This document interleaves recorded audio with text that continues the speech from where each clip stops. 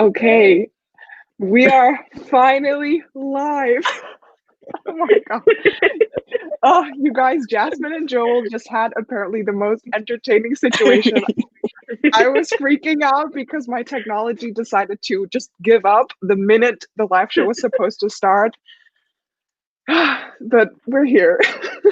We are live. We are live. So, hi guys, welcome to our third and final live show for the A Conjuring of Read-alongs. So in October, was it? Yeah, this past month, it was October. Where is time? We were reading A Conjuring of Light, the final book in the trilogy, and for our live show, we are joined with Joel from Fictionalfates. Hi, Joel. Hello. And of course, I'm here with my amazing co-host Jasmine from Jasmine the Reader, and then me, myself, and I, Sabine from Sabine's Book Nook, the one who always has failing technology or failing internet. So, or doesn't read the book on time. Who doesn't read the book on time or like the hour before the live show. But this time, I finished 2 weeks beforehand. So, and yes, this is also very true. But we are so excited to be discussing, like, I think we're just going to talk about the whole trilogy kind of right now, and like we'll mainly focus perhaps on the third one, how it has all wrapped up the whole series. But it's so fun that now we have read the whole trilogy, like all of us, and we can kind of talk about the progress throughout the books and the characters and the plot and everything. So yeah, I think that would be a lot of fun. Yes, so shall we just start, I guess, or do you want to just say something? Or like, how are you guys doing? Are you guys doing okay? I was intrigued on Joel's star rating, even though I've seen the vlog. Some people watching obviously haven't. So what was, because this is your first read of it too, right? And Sabine. So it'd be interesting to know star ratings. Okay, so A Darker Shade of Magic, I originally gave it a 4-star, but then I dropped it down to a 3-star. Then A Gathering of Shadows is 5 stars for me. And then A Conjuring of Light then became a 3-star. So it was kind of like a mountain journey for me. Quite the peak with A Gathering of Shadows, and then the rest. Honestly, was God tier. What about you, Sabine? I think they were all pretty much the same for me. Like I really love A Dark Shade of Magic. It just has a certain vibe to it that I just cannot really like explain, that I just really love. Even though so much happens in the book, even though so much happens in the book, it feels like a very calm and beautiful introduction into the world. Well, at the end it's not very calm, but I think you get what I kind of mean. So I think I gave that one like a 4.5 or a 4 out of 5 stars. The second one also 4.5, and then the last one I'd say a 4. But I could be maybe a little bit more critical with my ratings sometimes, but yeah, overall I really enjoyed them. It's just that the last book was my least favorite. I'd agree with you on that. Yeah. And we'll probably like get into why and everything in this live show. So. And with you, Jasmine? It's interesting because for me, like all three of these were a reread, and the first time I read all three of them, pretty much all of them I think were 5 stars. But now that I've reread it, I would say the first one's probably a 4-star for me. The second would be a 5, and the third would probably be like a 3.5 to a 4. But it was very interesting rereading it actually, because I kind of realized that there were actually some things in it that I didn't like, that I maybe didn't pick up the first time I read it. Yeah, true. But it's still so good. Yeah. In my opinion, I really, really like it so much. And I think I'm just going to say right now, and then we'll get into the rapid fire questions, but I think V.E. Schwab's writing style is definitely, it plays a big role in how much I also enjoyed the stories. Like she just, I think she could say the same thing over and over again, but phrase it like differently every single time. And it just sounds as beautiful. You know what I mean? I don't know if that makes any sense. He's very like lyrical. Yes. But very accessible, because I'm usually not the biggest fan of like very well, I don't know, like I haven't read that many books that have very poetic writing or very yeah, and I really like her writing, so that's really nice. Shall we get into some of the rapid fire questions that we let us go? Yeah. So some of these we already had like in the first live show with Allison and Kate, and we thought that it would be very interesting to see like if maybe some of our opinions have changed now that we have read book 2 and 3 as well. So the first one that we have is Kel versus Holland. Mine hasn't changed. Mine's still Holland. You are a white London girl. Yeah. I'm gonna go for Cal. Yeah, ooh. I think I'm firmly on the side of Cal. Although to be fair, if we were going for favorite Antari, I think mine would most likely be Lila. Ooh, okay. Oh my god, that's so like, interesting.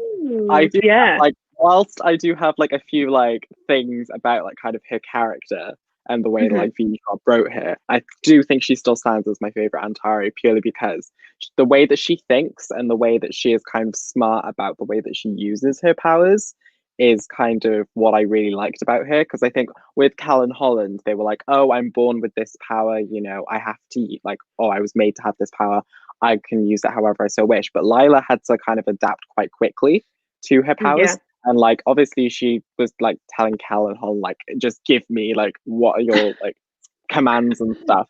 But like the way that she uses it smartly, as opposed to like Cal and Holland, where sometimes they use it smartly, sometimes they just throw shit around and it's just like, yeah. So I love the yeah. Yeah, I can kind of agree. Like, if I would have to choose between their personalities, I'd go for Cal. Like Holland, he would not be someone I could spend like a whole weekend with, just chilling and like. I don't know about that. Cal is more like a little sensitive. It's just like a nice, sensitive human being, in my opinion. And I think he would be so nice to hang around with. But if I would have to choose between Cal or Holland as an Antari, like Joel suggested, kind of, I would say Holland, because I don't know, actually. I don't know. I can't choose. I've totally just noticed too that Joel's wearing a red like jacket, and it just makes me think of like Kel's coat. Oh my god, aesthetic. I love it so much, just like in your vlog. Yes. Which, if you guys haven't checked it out, watch Joel's vlog because it was amazing. Thank you. Yes, I really enjoyed it. Let's see. The next one is Rye versus Alucard. And now that I've read book 2 and 3, I'm an Alucard fan, I think. I don't know. Oh my god, I could never choose, but I really like Alucard, especially in book 2. Yeah. He definitely intrigued me a bit more, I think, in that book than Rye, but that's also because he was introduced in that book, so that's always a bit more intriguing. I don't know about Alucard's storyline in book 3 versus Rye, what I'd say. Yeah, I think, I feel like book 3 was definitely more Rye's book than Alucard's, purely because of all the stuff that happens to him that he needs to like grow and change as a character. So I think that was definitely a book for his character growth.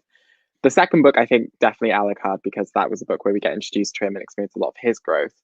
Yeah. But as them as characters, I think probably Alucard for me, purely because I can see me more so going on pirate ship adventures with him rather than sticking into a castle with Rye. Yeah. So.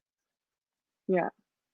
True. I you could maybe like, you could kind of replace Rye because you look like him. What people say, you know. It's like, bye, Rye, he's mine. I do feel like Alucard had like a more important part of the story, like a more, I don't know, he was more of an important character and a necessary character in the second one. But in the third one, he was kind of just there because we'd had him in the second one. I feel like he was I love only... him, but Yeah. He was, Yeah. I think he was only made useful like at that point where they needed to go out to sea. And like I felt like even that part, it was just like, oh, we kind of need to make Alucard useful. Let's just give him the sea adventure. Yeah. He didn't really have like a vital role in the third one, I thought. No. I think that quite some people say Alucard as well. Alucard, give me all the Alucards. So there are multiple Alucards of him. Yeah, but I feel what you said, Jasmine. Like it did feel a little bit like he was kind of used for the plot in book 3, and like that sea adventure was like the only kind of big plot thing that happened in book 3. Right? Yeah. Right? Yeah. That was really honestly what kind of kept me reading in the third book regarding the plot. Shall we go on to the next question? Or do you want to discuss more? I was going to say, even Leonie just said Alucard was not charming in the third book. No, not really. And in the second, he definitely was. Yeah, he definitely was. The next question is grey versus red versus white versus Black London. It says grey twice here in the Google document, so I was like, Ooh. I'm White London. You know that. I know that. I know. I can't talk. I would still choose Red London. Yeah, I'm the same. Red London. I mean, Joel, with your red coat, you couldn't choose otherwise, kind of. I can't. I have no other option. No, you're just kind of embodying Kel right now. Yeah, true. But no, I'd probably pick Red London purely because I think it's the safest. Yeah, kind of. Question mark. Kind of. I mean, there's Grey London, but like technically we're here in Grey London, so yeah. I don't really care too much for Grey London. I do find is he Ned very Ned is so funny. You know what he reminds me of? That was what I was gonna say. He reminds me of Cabbage Man in Avatar: The Last Airbender. He is kind of like Cabbage Man. Yes, honestly, I can see it. Yeah, like every single time he just pops up and like something bad happens, or like I don't know. I just found his like little storylines in the books very funny. I'm always like, Ned, what up? It's like, oh, poor Ned. But then at the same time, like, ha.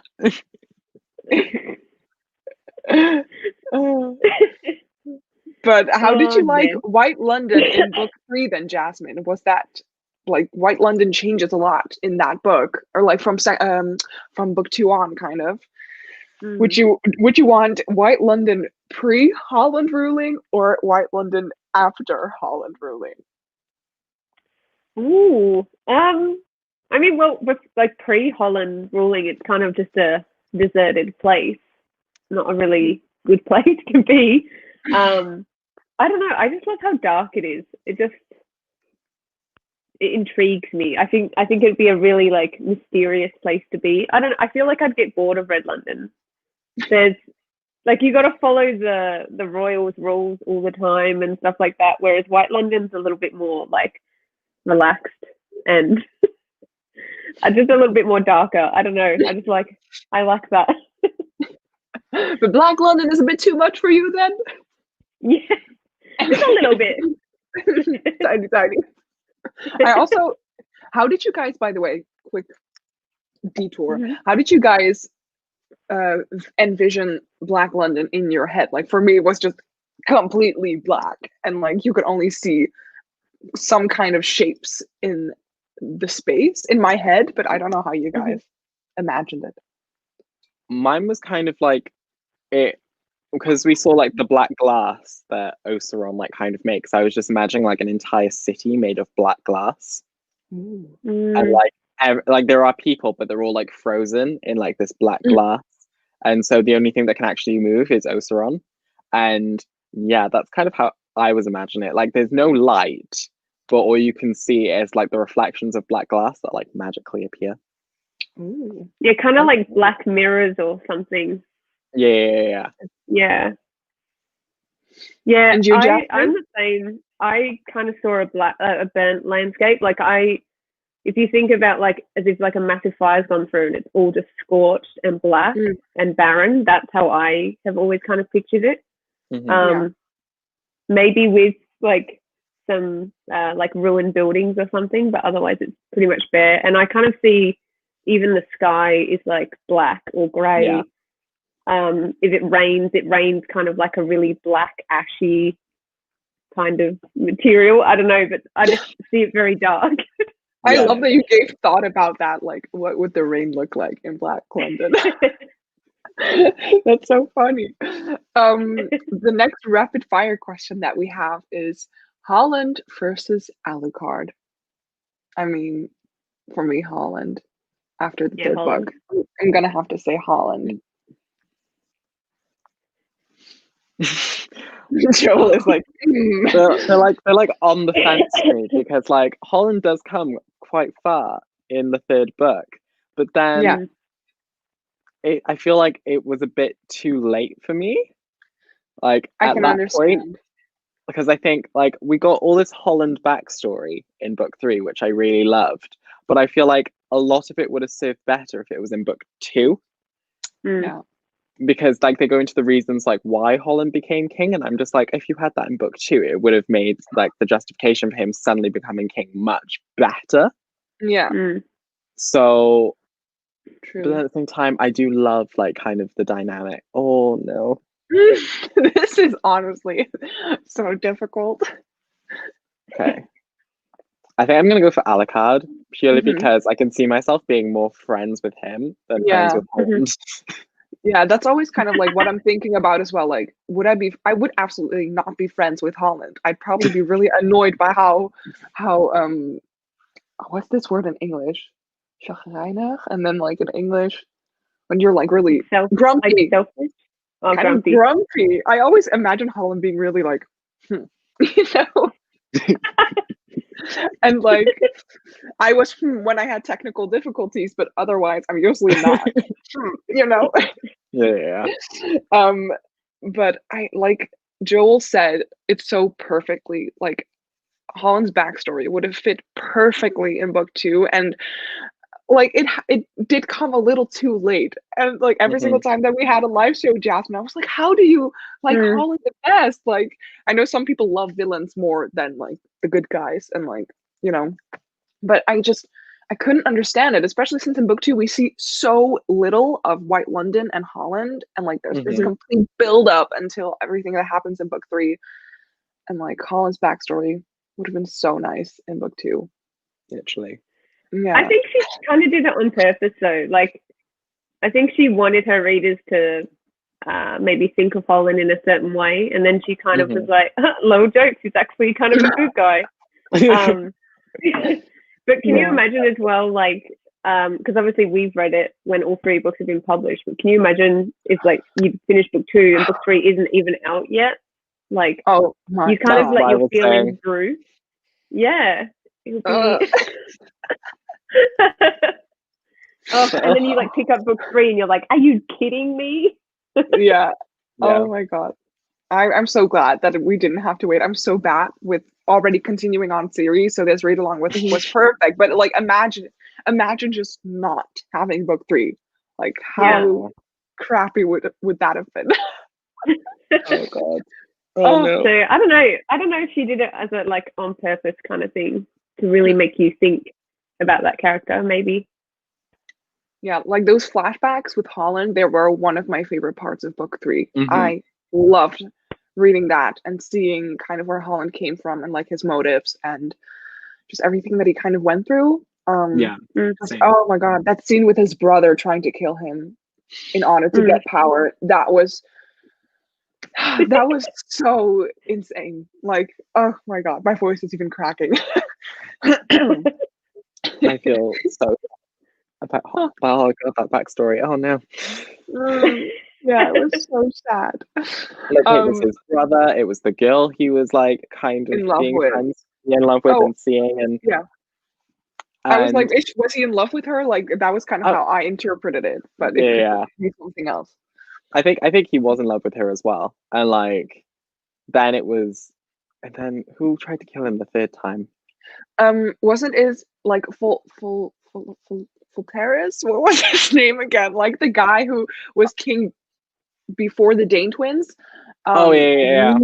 Yeah, he gave like his side guys the how do you call it in English? Sometimes I don't know how to say it in English. He gave them like, you should kill Holland. Oh, like a heads up. An order. Yeah, an order. Yeah, that was what he was giving them. And I think they were trying to kill him, but then they couldn't, and then they became friends.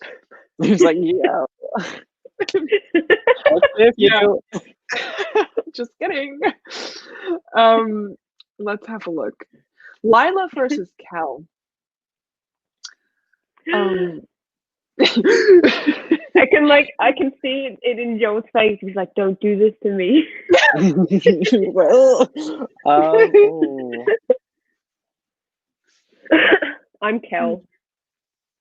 I'd say I'm Kel too. Like I honestly, I know a lot of people don't like Lila, and she's very how do you say that? Not much of a thinker sometimes, and more of like a doer. Like she's just, just doing it, and that can really be kind of annoying sometimes. But I do actually really quite love her spirit and how determined she is, and but it is kind of annoying that she doesn't want to accept help, and I am definitely not like that. Like the more help, the merrier, if I could say it like that. Okay. I think she's one of those I'm not like other girls. Like I think I'm firmly on Kel as well. Like Lila is a great character. Like Sabine said, she's more of a thinker than a doer. But I also did like the fact that she really didn't have like any consequences whatsoever in the book. Like she came out of everything better than everyone else. Like everyone had all these scars and everyone had like all these drawbacks, and Lila's just there like, yeah, I have a boat now, And it's just like, okay. Yeah, I stabbed him. She just like can't touch me. Literally. Like she has that brief moment where she gets like attacked and almost dies, but like that was it. That's like her death-defying moment in the novel, and it's just like that lasts like half a chapter. Okay. Yeah, and now that you point that out, like just Kel and Rye's connection with like the whole scar situation, and that's also really quite devastating, and like how much it both hurts them in some type of way that they both have that connection right now, and how they deal with that is very interesting, and I think quite well done. Was it Rye as well who was kind of saying like I can't remember what scene it was. I can't remember if it was his dad talking to him, but he was saying like, I'm already dead, because to him, like he doesn't feel like he's an individual anymore because he's so connected to his brother. I think it was where he was going to go out and like because he wanted to, went out to confront Oseron, and then I think it was like the guard or something was like, "You'll die," and he's like, "I'm already dead," and it's just like, oh, it got like pretty dark. I was just like, oh, wow, okay, right. Yeah, I think he does kind of see it that way, and I mean, if I kind of like try to put myself in his shoes, I mean, which is not possible, but I mean, I guess I can kind of like see it, but it's really sad. You can understand it because he's now connected fully to Kel, so he wouldn't feel like his own person anymore. Yeah, really sad. Shall we do a last one, and then we'll get a little bit more like into the last book and like the rest of the things? We are kind of discussing that already right now, but let's just do the last question. Pirates versus Antari, and for me this one is really easy. I would definitely go for Antari. I'm the same. I would have said pirates. Ooh, okay. Yeah, but you with your outfit right now also kind of remind me of Lila, like just the black. Black. Yeah, Joe and I actually just coordinated. We're dressing up as the characters. Who am I? I don't know. Non-existent. Oh no. Just a basic girl in the back of all the things. Yeah. It's just really easy for me. Like Antari, like the powers are so like rarely anyone has them, you know, and that really intrigues me.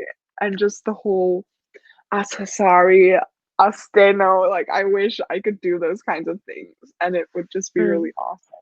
Honestly, I just want it so that I can just leave my bedroom door and go to my lectures on time. Ooh. Just like put your hand on the wall and be like, Astravars. And like, hi, I'm here. And they're like, where did you come from? And it's just like, I walked in. Didn't you see me? That's maybe the only plus size of COVID is being able to watch lectures from your bed. Honestly. And like, Jasmine, why would you pick pirate? Pirate. So I would be an awful pirate. I have a huge fear of open water, but I love the idea of freedom. Like I think pirates are free, and that's probably what entices me more than being an Antari, because they can just go anywhere they want. They have no like obligations and no rules to follow. So that's probably why that interests me more than the Antari. I feel like Antari, like with Kel, for example, he's like really confined to what he can and can't do. So yeah, because I wouldn't deal with that. Yeah, because of like how the kingdom works, and like he has to work for them. That's kind of how you mean it, right? Or maybe just in general. So if I could just be like a pirate who barely leaves the ocean, then I'd be fine. Just being in the, how'd you call that? In the docks, in the harbour all the time. Right. Yeah. But Nate calling myself a pirate, that's it. That's so funny. Those are all the rapid fire questions. Now we can just like go into discussing whatever that we want about the books, the whole series. Lovely. Yes, I'm very excited. Well, we already kind of said it, or I guess, or like made it clear with our ratings, but what is our favorite book in the trilogy and why? Oh, you can go first. Okay. A Gathering of Shadows. A Gathering of Shadows is the top tier book of this trilogy. I just think that we peaked with The Gathering of Shadows. We got like the completion of the character arcs in A Darker Shade of Magic, because I felt like they were complete, but like they were slightly left off, and we got to see like kind of the after effects of them in the beginning of A Gathering of Shadows. Plus, we got the Ascentage. Wait, I have a poster of it. We have the Ascentage. That Illumicrate box was so cool. Like, oh my god, I loved it. So we had the Ascentage, and that was amazing. And then I just feel like we got a lot more character development in the second book than we did in like the first or the third book. So like I'm really kind of happy with the second book as a whole. Yeah. I really like that one as well. And you, Jasmine? I would either say the first, I think either the first or second, but to me, like every single book felt like a different book. Do you know what I mean? Like it never really, like it connected to the book previous to it, but the stories were so different in every single book. Like the second one was so focused on the tournament and character development, and then like the first book was more about like, you know, learning about the magic and stuff like that. So I think I really liked the second one the most. I just liked the plot. The plot was really interesting, and the character, like you said, the character development in it is awesome. I don't know, it kind of just, it takes the book in a different direction that I kind of wish she'd stuck with in the third book. Yeah, I was gonna say like book one, actually, if I look back at all of them right now, really feels quite different from book 2 and 3, because book 2 and 3 are definitely kind of connected to each other, and like the story from book 2 flows like immediately into book 3, and like book 1 is just very much kind of a story on its own. If you look into it. Yeah, I think that happens a lot though with like when you publish a book, like, or start a new series, because you kind of have to make the first book a standalone just in case it doesn't sell well. So I can definitely see Yeah. like kind of why V.E. Schwab decided to have the first book be a standalone and then have books 2 and 3 kind of interlink with one another. But I think there's definitely some plot threads that she had in book 1 that still like lingered in book 2 and 3. So there was still like a little bit there.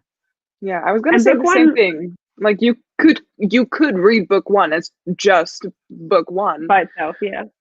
Yeah, you could. And it feels definitely a bit different from book 2 and 3, but I would also say book 2 is my favorite. I did say like in the second live show, the Essentosh, there was so much build up and it was quite short in my opinion. And like sometimes the fights were also really short and they happened very quickly, and there was such a long build up of like Kel probably fighting against Lila, and like I did really love it, but the build up was the hype for the Essentosh was much more of a thing in my opinion than the Essentosh itself. But like you said, Joel, the character development, chef's kiss.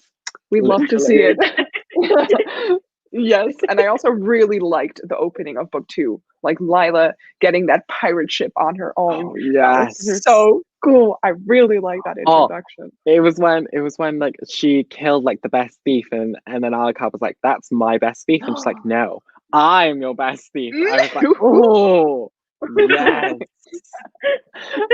So cool. We love someone who's really confident.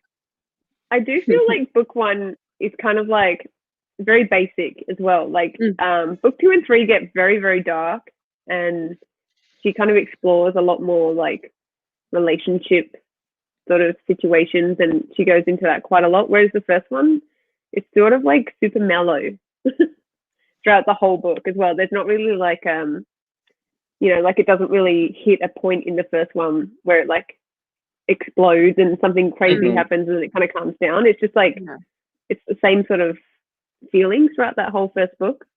I guess that's kind of like what I meant with like it's kind of a calm fantasy book. Like you truly get really like introduced to the world a bit, and like there is of course a plot with like the whole stone that Cal has taken and everything, but yeah, book 2 and 3 are definitely a whole lot more hectic. Oh yeah, I thought we were gonna like find out who gave him the stone at some point, but we just never do. It's just like this old woman that just gave him the stone and left. Like we don't really find out who gave him the stone. I forgot about that, and now that you mentioned it, I'm like, oh my god, no! Now I want to know.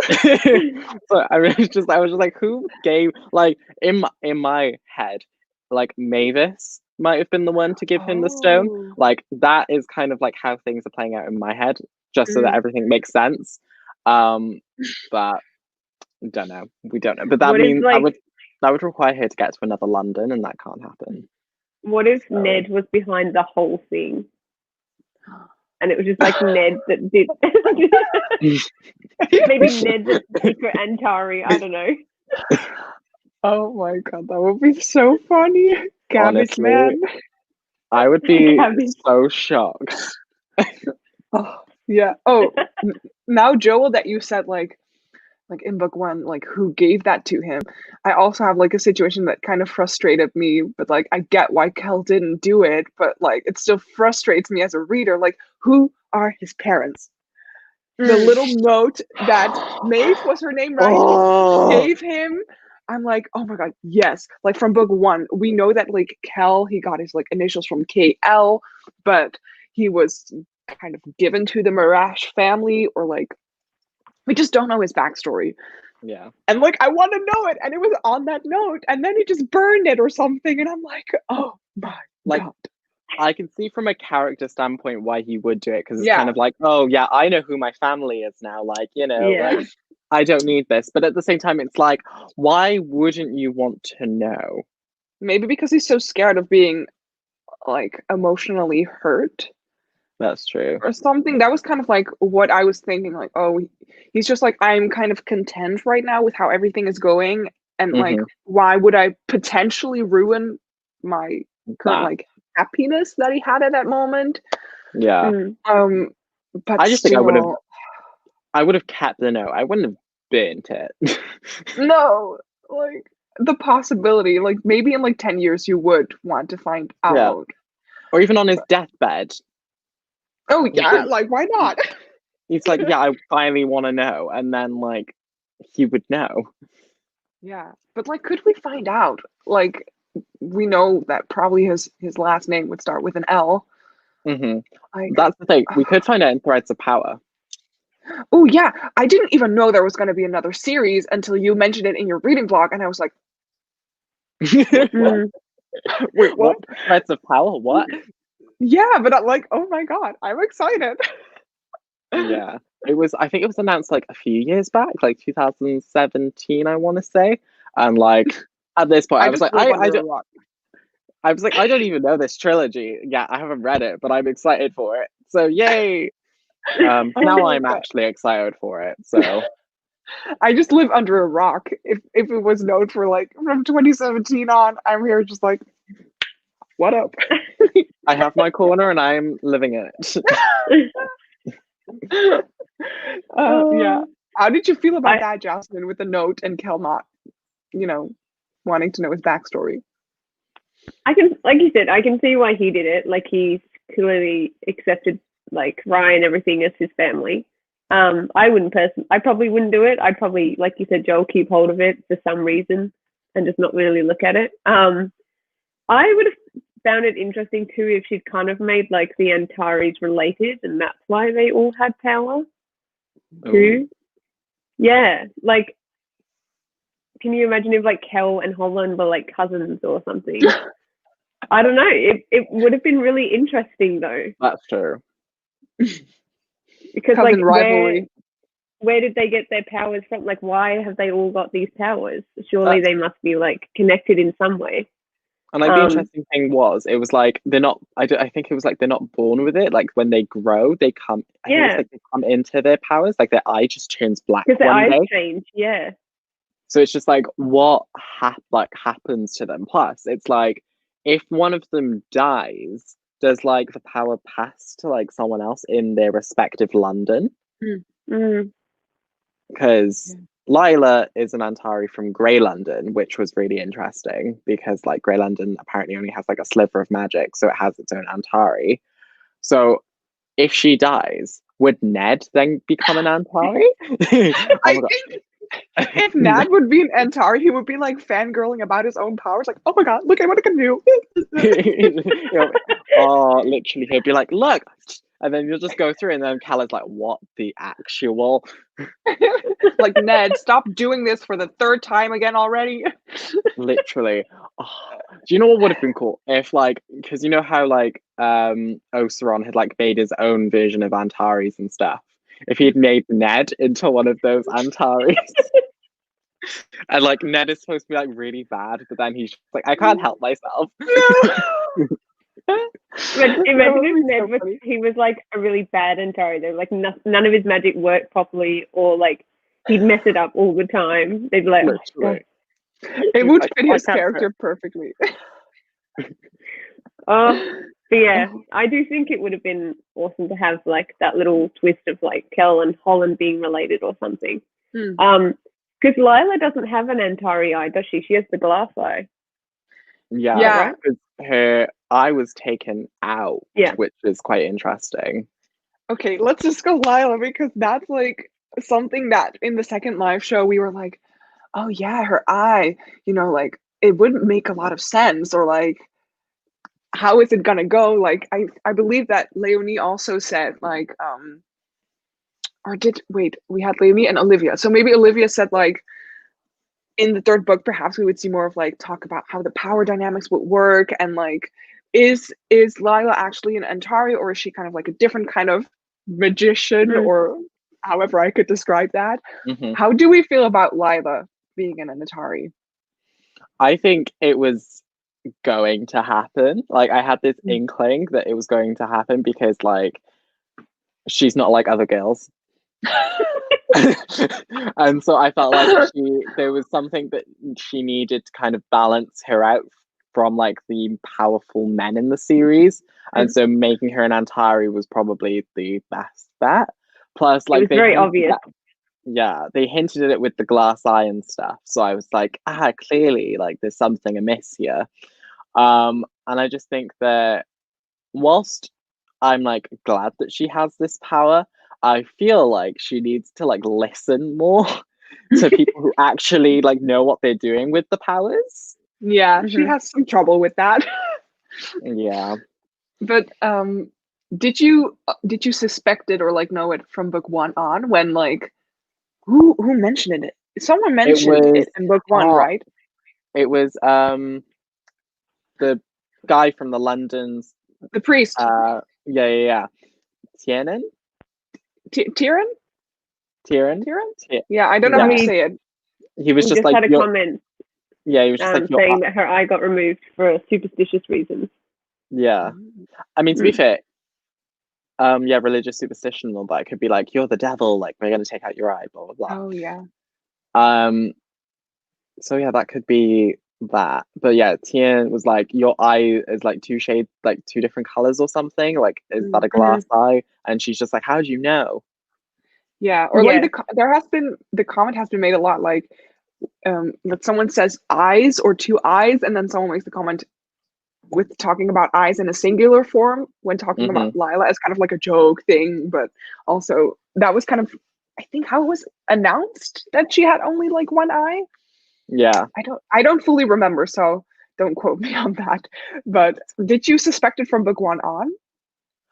Yeah, I had an inkling. I was like, she had something. I'm just a dumb bitch. I was just like, oh, okay, she only has one eye, and then from the second book on, I was like, ooh, her magic. And like, you know, when we discussed it in a live show, I was like, I'm just not that smart as you guys. Yeah. I think I suspected it because when she lost the stone and then she was still able to travel back, I was like, how's like only Antari can travel through the doors? So why are you able to? Yeah. So. I'm just like, evidence is being thrown in my face, and I'm just like, no thoughts, head empty. Oh yeah, but I do really like that Lila is an Antari.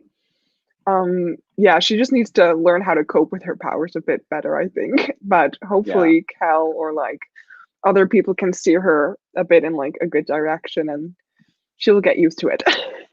Hopefully. Yeah. Let's see which questions I also kind of wrote down. Well, I mean, the plot in book 3, a bit lackluster. What plot? What was that?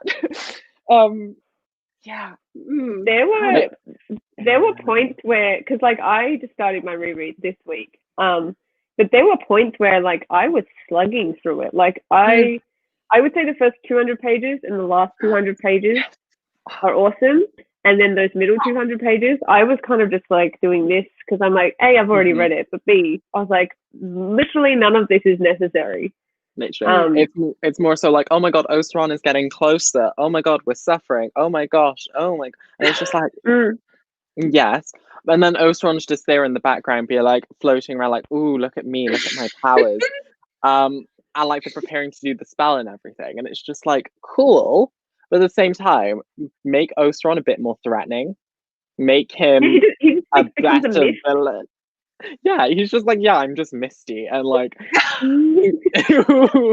like he just doesn't do anything. Like, of course, he's like turning people in Red London against them, but he's like not actively doing anything as the antagonist. And I think that's where like he failed a lot for me as an antagonist. I mean, amongst other things, but he just didn't. Like he was kind of like, oh yeah, I'm the king. Like I do this, I do that. But it's just he feels a bit like a child. Like, honestly, like, I'm gonna build my own castle. You can't take this away from me. He like went full Elsa and just decided to like let it go and build his own castle. And then I'm surprised he didn't make his own. Well, to be fair, he tried to make his own body, and you know how that went out. And then it just wasn't the best. Just imagine Osteron. Yeah, he was, I think, one of the biggest disappointments of this book for me, because in book 2 and everything, you're just like, oh my god, shit. It's such a build up. Yeah. Like Black London is always like the space that you want to avoid, and like so many shit is going down there. It's so mysterious. And then in book 3, you're like, oh my god, Osteron is in Red London and shit's gonna go down. Yeah. And then and then it was just like, yeah, he's just not threatening. Like, you're not no. terrified of it when you're reading was about like, him. poof, I'm gone. Yeah. Kind of I- like I that. And then this. Yeah. I was just like, can you die already? Like, thanks. Yeah. It's really funny that you say that, Jasmine, about how the middle was kind of just like, go on. For me, it was the beginning, actually, until like after Rye died. I was like, oh my God, should I be afraid right now? Like, is he actually gonna die? And after that moment on, like everyone was talking, like Joel said, about how bad the situation was, and oh my God, Oaths on this, Oaths on that, and just like the situation in the city, it was intriguing for a little bit, but it took like 100 pages for them to kind of like talk about it, and I was just like, I get it, okay, like it's really bad. And like we all know it. And then the adventure on sea happened, and I was like, okay, I do like the adventure, like it was entertaining in my opinion, but it felt like it was just added there to Give prolong the Alucard a story. purpose. And like finding that item that just became like an extra little thing to put into the plot. Do you know what I mean? Like they didn't need it came out to of really nowhere, have that happen. Yeah. I feel like it was just a very last minute thing, like, oh, I actually don't know how they're gonna kill this villain. Actually, why don't I just introduce this item that they can use to trap him in and then just throw him away somewhere? It's just like that was how I felt. I was like, oh well, this is kind of convenient. You know? Like suddenly there's an item that can be used to redistribute magic. Yeah. Like, why hasn't anyone tried to use that against an Antari? True. Good thinking. Good thinking. Yeah, like, it felt No, like, you say. Mavis could probably get an Antari's powers, and then it would just be much more valuable than just it being a redistributor. Yeah. And I love how Lila was like, what was she like? She's like, I'm the thief, and only a thief can steal from a thief. And I was just like, okay, and settle down, Lila. She has her own logic, like, and her ego is really high in that moment. Yeah, I don't know. Lila's logic. Yeah, I don't know. I don't know. Like when I first read the book, I do remember struggling through the third one. I think this time around I did read it easier because it was more familiar to me. But I definitely just find the third book super sluggish. And I remember in your vlog show you were saying like if she just put like the first half of the third book into the second book and made the second book a little bit bigger, I think it would have worked out better. Yeah, I think this would have like worked a lot better as a duology, or a trilogy if you gave it like a bit of a restructure and then added a few things in. But like, I just feel like the pacing of the series was a bit off, given the fact that the first book takes place over a day, the second book takes place over a few months, and then the third book takes place over a week. I think anyway, it probably is like a week or like two. But like in terms of plot, the majority of the plot happens in book 2, and it is like the middle book of the series, which with book 3 being the last book, you'd expect more plot to happen in the last book, but it has less plot than A Darker Shade of Magic. Yeah. So I was just and like, it's oh, longer. Okay. Literally. Yeah, it's a big book, the third one. Yeah. But I do have to say, the audiobook helped me so well with getting through it, because big books always intimidate me so much. But I think I finished this one in like 2 weeks. And for me, that's really quick for like a 600-page book. So like, yeah, I really love the audiobooks. So I like the audiobook. I didn't like his Lila voice. Yeah, I don't know if the narrator of Lila's voice, like when he talks, if he was the same narrator in book 1 as book 2 and 3. I don't know. Maybe he was. I don't know. On Scribd. I listened to it on Scribd, so I have no clue if that changed. But I really like that they had a female and a male narrator for like the male or female characters. I don't know. I just really like that how they did that. I see something else on the Google document that we made, and like maybe a spoilery moment that we can talk about is the king and queen's death and like their POVs in the book. To be honest, I did not care. This is the thing. I think V.E. Schwab only wrote those perspectives for their deaths. Yeah. So that we would be like, oh, okay, we're getting to know these characters. Oh, boop, they died. It felt that way. Yeah. Like, and literally. And like the whole thing of like, oh, now I realize that Kel actually means something to us all this time, like blah blah blah. And it's just like, yes. Like I'm glad you finally acknowledged him as your son. But at the same time, literally, but at the same time, like you're literally doing this as they're about to die. Yeah. So yeah. I didn't feel anything for the king's death, and she kind of tried to make it look like this heroic thing that he was doing because he's grief-stricken about the queen dying. I felt for the queen because you do see a little bit of emotion with her with Rye as well when she thinks she's lost Rye. But I didn't really care. Yeah, I think because like I think she felt more of like a parental figure in the book as well. Like she was like the motherly figure, and her death was kind of.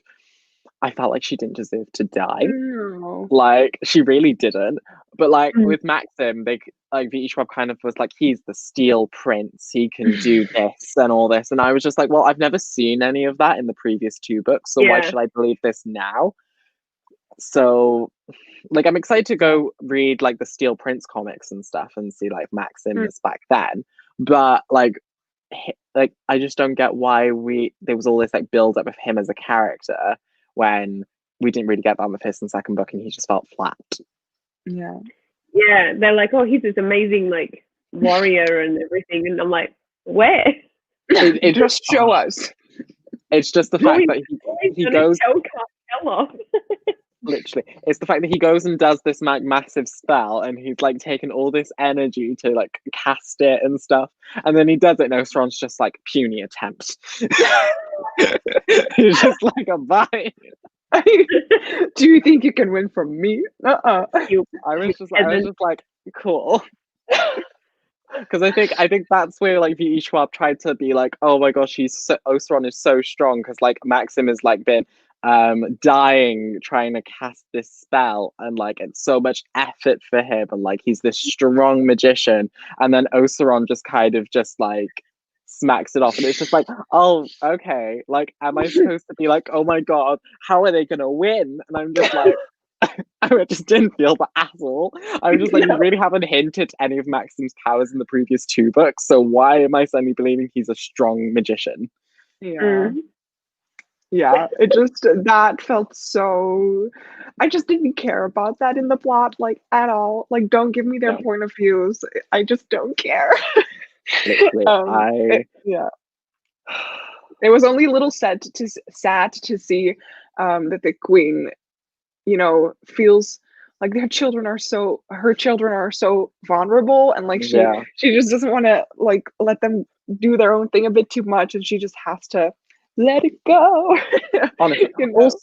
also the people that like killed the queen, like that plot point was just very random. And like it was just like I guess it like harkened back to kind of the white villain, not white villain, White London, like the Dane twins, like it kind of harkened back to that. But I just don't see a reason for them to suddenly start killing the king and queen during the this Black London invasion, where they basically kind of need the king and queen to help them survive.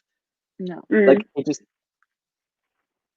it wasn't the best move. No, it was a bit meh. I'd say, shall we discuss like for like 5 to 10 minutes if you guys have time, or if you want to, and then we'll just round up the live show a little bit. I was going to say as well, what did you think about Holland's death? Yeah, a little sad, but expected, to be honest. Like I kind of felt like that was also, you know what I have sometimes with like long series or stories, also with like Game of Thrones and stuff like that. The last season was a shit show, but I mean, we're not talking about Game of Thrones. What last season? It doesn't exist. But with this book, I also expected like the major characters, like lots of people were gonna die. Like when that chapter, Death at Sea, was coming, I was like, oh no. What Death at Sea? All the side characters who we didn't know for too long, probably. But I was expecting like someone big, like perhaps Kel or Lila or Rai, to actually die. Like Rai is just kind of invincible at this point, it seems. It's literally where he's just like, yeah, I'm gonna go defeat Oseron on my own because I can do this. I am death itself, and it's just like, yeah. And I mean, that Holland died, it was really sad. Like you want for him to have like a bright future, and like you just wish for the best for him. Yeah. And I feel like it was told very beautifully as well, where he like goes, or he's like, bye Cal, and like he goes and sits down by the tree, and then like he dies. Yeah. He dies. He does. Yeah. I was expecting to feel a little bit more emotions for his death. I was sometimes I hope that I'm gonna cry with a book because it feels nice sometimes to cry. But I didn't, like, if I were to cry at Holland's death, it would have been forced tears. Like but I did feel sad, but I just wish I felt more sad even about it. Because I felt it coming. But like, how did you guys feel? Like, did you guys, like, you don't want people to die, but you also kind of do because it shocks you? Like, do you know what I mean? I feel like there was no other route for Holland but death, because after everything he caused and everything like that happened, I feel like death is his only way of getting true freedom. Because otherwise he'd be like in another kind of White Lantern situation where someone else would become king, and then he'd have to serve that person, and then he'd be forced into servitude again. And I think the only way he'd be truly free is in death. So I think death is probably the best direction for him. I felt like it was sad that he died, but like you, Sabine, I didn't really feel much for his death. Like I was just like, oh no, he's dead. Oh no. Oh no. Oh no. And then like I turned the page and was like, well, that happened. Yeah. That's, you kind of maybe felt a little bit more like me. Like you were kind of sad, but like if you had to cry, you would have to force the tears. Yeah. Okay. Okay, that's enough. But you're right, like a single. You do kind of like flick the page, and then you're just like, oh well, that happened. Like, yeah, literally. Yeah, it's not what Holland deserves. It's not what he deserves. But he didn't deserve it. But you're right. I think it's the only way his character could have gone. And like, if Kel had died, Rai would have died, or they would have found some way to like break the bond. Like, if Kel was dying and Lila was like, I can save Rai, then they might have done that. But yeah. To be fair, I wonder though, like, could like they transfer like the link from like Kel to Lila? Because obviously he has like that mark over his like heart or chest or something. So could she just like do this exact same thing to Rai, or could she do it to Kel? So then the three of them are linked. Ooh. Or could they use the what is it, that thing, and just absorb that one part of the power out of the true. Out of Kel and Rai? To be fair, I don't think they can, because I think Oseron is in that thing. Right now he's in there. Yeah, they'd have to like take him out. They need another one. By the way, I completely I'm blank. Like, what happened to that thing that I forgot. They gave it to Ned. They gave it to Ned. Oh yeah, and he put it in like his cellar or something. they were like, there you go, Ned. Like, what? And I love how at the end as well, I think it was Lila. She's like, oh, aren't you worried that Ned will like open it and look at it? And he's like, no. And she's like, well, why? And he's like, because I told him to. Just like, because don't do it, Ned. This has got a really powerful king in it. Never open it. Oh, so funny. Yeah, I was completely, I forgot that for a second, but yeah. So Ned now he's holds the true hero in this story. Cabbage Man. Cabbage Man Ned. Cabbage Man. Yeah, I totally see him as Cabbage Man. Oh no, like- now that you've said that, I can see him too as that. Yeah. But like I mean, if they could find like another one of those things, couldn't they then take the power out of Rye? I don't know. Didn't they call Maybe. that an incinerator? Or am I completely making up something right now? An incinerator? What is that? I forgot what it was called. Began with I I. think, Is that a word in the English language, an incinerator, or am I just Yeah. making up something Yeah, right yeah. No. It's a. Wasn't it like an it wasn't an incapacitator. now? What does an incinerator mean then? It's like a massive like fiery thing that you can like chuck stuff into and like burn it to ash. Okay. To be fair, Osron deserves to go into one of those. Yeah. True. That is playing on my mind now. What is that called? Like the object. I tried to Google it and nothing came up. This is so I'm gonna check the book. Yeah, when it's I'm like on the tip of your tongue. To be fair, I should only have to check the end because Then you can see the Ned situation. oh, Inheritor. Okay, Inheritor. Okay. Yeah, Incinerator. How did I come up with that? Incinerator. I don't know why I came up with that. It also started with in, so maybe That's true. maybe that's why. Do you guys have anything that you want to discuss of the trilogy or the last book? And then we'll talk about that for a little bit. The final battle with Oseron. A disappointment. That's how I would describe it. Honestly, like I had this like whole like Sky Castle battle scene playing in my head, and I was like, oh, this is like really cool. And then it lasted for 5 minutes. And like I was just the like, tournament in the second book. it didn't even last as long as the tournament. No, Like it didn't. Oh. I was just like, he's supposed to be this big bad, but suddenly he's zapped like a ghost from the Ghostbusters.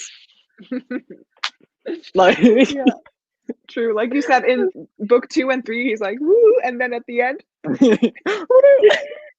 whoop. Oh yeah. So someone is saying hi, but if you haven't, we're gonna end the live show very soon, but we're talking spoileries. We're talking spoiler stuff. Look at spoileries. My English. Yeah, so all spoilers. We're even talking about the villain right now, so if you don't want any spoilers, stop watching.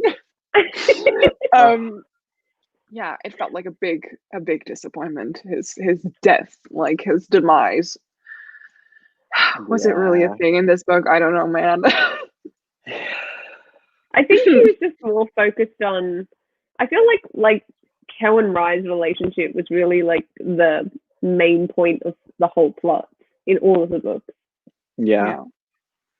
She was really focused on that. But then, I was going to say, but if you've like read like Vicious, which I don't, Joel hasn't. I can't remember if Sabine has or not. No, but even in like Vicious, she's focused on Victor and Eli, and it's mainly focused on like their relationship and friendship throughout the whole thing, rather than like an actual plot. So I think she really focuses more on like character relationships rather than plot. Yeah. Yeah. I just feel like she needed to kind of make Oseron a better villain. And kind of give him a bit more dimension. Like maybe Black London used to be like really beautiful, and then magic came and like destroyed everything. And maybe he was like the king or the Antari of Black London, and then he was corrupted by magic, and then suddenly he just wants to spread the influence of magic everywhere and dominate all the things as his own power. And then we get like backstory to Oseron about how like he had no power or something, and then suddenly he became an Antari and he was used by everyone, and then magic came, and then I'm not doing this entire fanfic thing where he actually do has it. semblance. Right. No, you're very true. Like I feel like Oseron should also have like if someone were to have a backstory in book 3 instead of, for instance, the king and the queen, do Oseron. Like it would have been so interesting to see, like, if he has a backstory, was he a person before he became Oseram? Yeah. Maybe I should say, yeah. Oh, yeah. Do you know what would be cool? If Well. like Oseram was like Daddy Antari, like Father Antari, and like Kel and Holland are like. Did you just say Daddy Antari?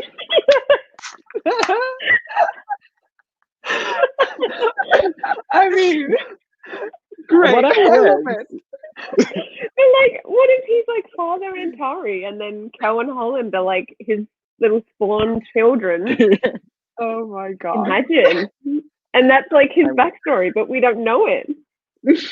That could be very true. I mean, we don't know how Antari aged, so no, it's very true. And we don't really know how old Oseram is, do we? No, I don't think so. No. Right. No, that's really cool. Daddy Antari. Daddy Antari is just me in my mind living rent free. We've got Cabbage Ned and Daddy Antari.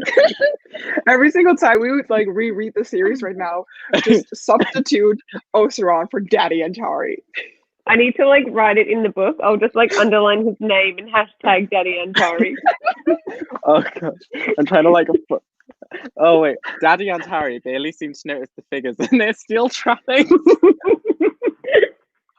That would make the book so good. Again, Daddy Antari dissolved. He dissolved. Oh my god, I love it. I love it. I love it. I'm gonna have to put it. I'll put it in like the front, and when I write like about our little read along. Oh yeah. Oh my god, so good. This is the best. I cannot imagine anything else right now.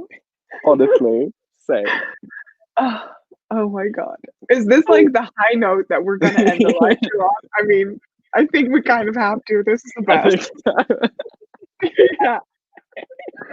Hashtag Daddy Antari live show. I don't know. Oh my god, guys, I had so much fun. I just want to say, Joel, thank you so much for joining our third live show. Do you have anything that you like want to promote or like? Yeah. Thank you for having me. Like, I've had so much fun. I do a lot of reading vlogs and other stuff on my channel. So I've got like a horror one and a Shades of Magic reading vlog in case you haven't read the series yet and well, you should probably have read the series by now because we've just talked so many spoilers. But if you want to see my experience of reading it, you can check that out. And then tonight, my book club and I are having our own very own live show where we're talking about The Secret History by Donna Tartt. And you should come check out my and our opinions because I have a lot of thoughts. Ooh, interesting. I'm intrigued. Yes. And Jasmine, I want to say I had so much fun with you just hosting this read along, and I'm really glad that you gave me the push in the back to finally finish this series. I'm glad because I remember it being one of your goals for the year to finish the series, and now you've done it. And now, like, every time I look at this series, I'll be like, oh, I read it with Sabine. Like, yeah. So honestly, same. Like, I can be like, oh my gosh, I read this. I did like a whole reading book for it, and we had this live show, and like in years to come, we can go back and watch this live show and be like, oh my gosh. Yeah, that's so cool. I really like that. I always at the front of my books, like write when I read them, like what month and what year. And so for this one, I'll have like, you know, did the 2020 live show and read along stuff. So thank you. So nice. Yeah, Jasmine, do you have anything that you also want to promote? I have a channel if you want to check it out. Yeah. Yes, you can check out my channel. And I've just started a new book club, which is on Goodreads as well, which is also linked through my channel. And we're starting the first book this month in November, which is Catherine House, if you guys want to read that with us. So check it out. We're going to do Netflix movie parties as well once a month, which will be really fun.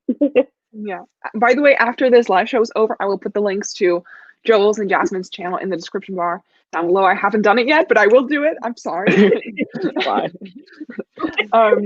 I'm thinking of something that I want to promote myself. Yeah, I want to promote my Etsy shop.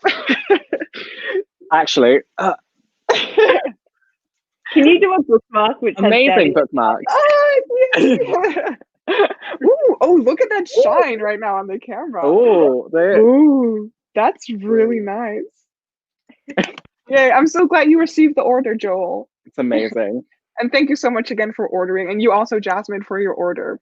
It was really, yeah, it's really nice. I'm gonna grab mine, but I'm literally just wearing my dressing gown. I'm not kidding.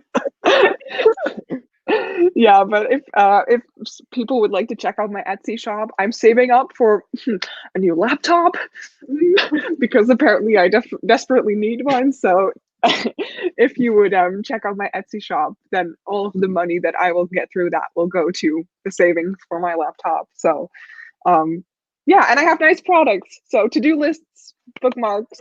I have a to-do stickers. list somewhere. I use my to-do list every single day. Yay! There we go. Let's get I feel like done, you're baby. speaking, and I'm just like, here's the product. This is the Let's Get Shit Done notepad. And coming soon to a main store is Daddy and Tari bookmarks. Daddy and Tari. Oh my God, that's mean, a new idea for my next update. Daddy and Tari. met the Cabbage Man, and you need like a third one to kind of complete the set. Ooh, let's do a brainstorm sometime. Yeah, It's so funny. Yeah. Oh, I'm sorry, I'm clicking this one. But I'm also doing a live show next week for Mexican Gothic. Oh, amazing book. I loved it. I'm still like 40 pages in. I need to read more, but today, hopefully, I can sit down and relax and read. Do you like mushrooms? I've heard you talk about doing something with mushrooms, and I saw that on your Twitter, and it was mentioned like 3 times. It's like, I don't like mushrooms anymore, and I was like, I do really like mushrooms, and I already noticed that it was mentioned 3 times in the first 40 pages. I'm scared, Joel. Be prepared. Okay. Yeah. So that was what I wanted to promote, and I want to say thank you all so much for joining our live show, and hopefully we will see you on our channels in the future. hey. Thank you. Okay. Bye. Okay, Bye. bye.